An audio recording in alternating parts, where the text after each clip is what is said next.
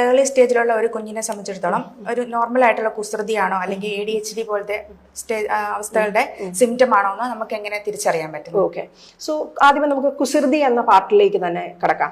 So കുസൃതി ആണ് എന്നുണ്ടെങ്കിൽ, കുസൃതി എന്ന് പറയുന്നത് നമ്മൾ എന്താണ്, എപ്പോഴും ഓടി ഓടി നടക്കുക, കാര്യങ്ങൾ പറഞ്ഞാൽ അനുസരിക്കാതിരിക്കുക, അല്ലെങ്കിൽ സാധനങ്ങളുടെ മണ്ടേ വലിഞ്ഞു കയറുക, എപ്പോഴും ടാൻഡ്രംസ്, ഭയങ്കരമായിട്ട് ബഹളം വെക്കുക, കാര്യങ്ങൾ ഭയങ്കരമായിട്ട് വാശി പിടിക്കുക, ഇതൊക്കെയാണ് നമ്മൾ കുസൃതി എന്ന് പറയുന്നത്.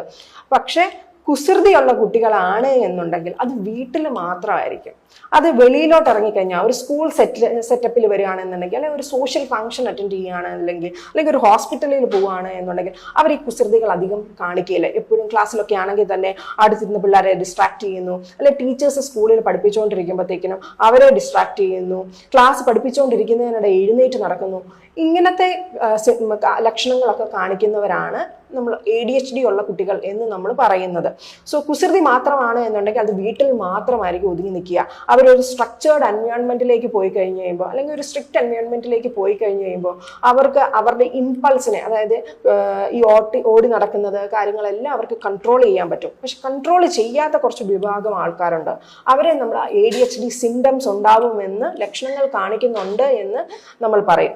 ഇന്ന് അങ്ങനെ കാണിക്കുന്ന കുട്ടികളെ ഉടനെ തന്നെ സ്കൂളുകാർ ഒരു സൈക്കോളജിസ്റ്റിന്റെ അടുത്തേക്ക് റെഫർ ചെയ്യുകയും സൈക്കോളജിസ്റ്റ് കൃത്യമായ സ്ട്രക്ചേർഡ് ആയിട്ടുള്ള അസസ്മെന്റ്സ് യൂസ് ചെയ്ത് കൊച്ചിനെ ഡയഗ്നോസ് ചെയ്യുകയാണ് ചെയ്യുന്നത്. സോ കുസൃതി വേറെ, ADHD വേറെ.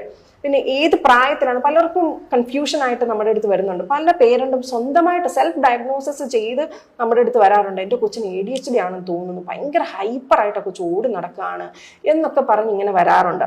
പക്ഷേ അതിന് ഞാൻ വ്യക്തമായിട്ട് ഞങ്ങളുടെ പേഷ്യൻസിനോട് തന്നെ പറയാറുണ്ട്, ഒരു 2 to 3 ഇയേഴ്സിലാണ് നിങ്ങളുടെ കൊച്ച് ഓടി നടക്കുന്നതെങ്കിൽ ആ സമയത്ത് പിള്ളേർ ക്യൂരിയസ് ആണ്, ചുറ്റുമുള്ള കാര്യങ്ങൾ അറിയാൻ വേണ്ടി അവർ ശ്രമിക്കുകയാണ്. അപ്പോൾ അവരത് അറിയാൻ വേണ്ടി അവർ ഓടി ഓടി നടക്കുന്നു. അതിനെ നമ്മൾ ഒട്ടും ഭയപ്പെടേണ്ട ആവശ്യമില്ല. പക്ഷെ ഒരു 5 ഇയേഴ്സ് കഴിഞ്ഞു, ഒരു 6 ഇയേഴ്സ് കഴിഞ്ഞു, അടങ്ങിയിരിക്കാൻ പറ്റുന്നില്ല, ക്ലാസ്സിൽ ശ്രദ്ധിക്കാൻ പറ്റുന്നില്ല, ക്ലാസ്സിൽ പഠിപ്പിച്ചുകൊണ്ടിരിക്കുമ്പോൾ എണീറ്റ് നടക്കുന്നു, ബാക്കിയുള്ളവരെ ബുദ്ധിമുട്ടാകുന്നു, നമ്മളൊരു ഫംഗ്ഷൻ പോകുമ്പോൾ അവൻ്റെ പുറകെ എപ്പോഴും ഓടി നടക്കണം, അങ്ങനെയൊക്കെയുള്ള ലക്ഷണങ്ങൾ കാണിക്കുകയാണെന്നുണ്ടെങ്കിൽ ഉടനെ തന്നെ നമ്മൾ ഒരു പ്രൊഫഷണലിനെ മീറ്റ് ചെയ്യേണ്ടതാണ്.